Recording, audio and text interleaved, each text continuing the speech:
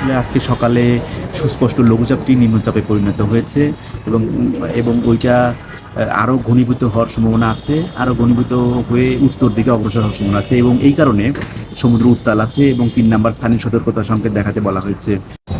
এর প্রভাবে আসলে আমাদের উপকূলে বিভিন্ন জায়গায় ভারী থেকে অতি ভারী বৃষ্টিপাতের সম্ভাবনা আজকে যেমন অলরেডি হয়েছে। আমাদের কক্সবাজার আবহাওয়া অফিস থেকে আমরা দুপুর 12টা পর্যন্ত 24 ঘন্টায় 92 মিলিমিটার রেকর্ড করতে পারছি এবং আগামী 2 দিন, আজকে সহ কালকে 2 দিন ভারী থেকে অতি ভারী বৃষ্টিপাতের সম্ভাবনা আছে এবং একই সাথে ভারী থেকে অতি ভারী বৃষ্টিপাতের সম্ভাবনা থাকলে সেক্ষেত্রে পাহাড় ধসের যে আশঙ্কা সেটা অবশ্যই আছে এবং স্থানীয় প্রশাসনের মাধ্যমে তাদেরকে ওইখান থেকে সরে আসার জন্য বলা হয়েছে।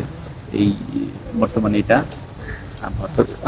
না, আসলে এটা তো ঘূর্ণিঝড় কিংবা এরকম তীব্র ঘূর্ণিঝড়ের আকারে হয়নি, শুধু নিম্নচাপের কারণে এখানে যেহেতু লো প্রেশার সিস্টেম, তো একটু একটু একটু পানির উচ্চতা বাড়বে, যেটা নর্মাল সময় যে মাসের যে একটা জো হয় আপনাদের ভাষায় যেটা বলে মানে ভরা কটাল বা তেজ কটাল, যেটা ওর চেয়ে একটু পানি হয়তো বেশি হতে পারে, তবে এটা খুব বেশি মানে বিপজ্জনক তা না। তবে যেখানে নদী বন্দরগুলো আছে, নদী বন্দরের সতর্কতা কিন্তু আলাদা।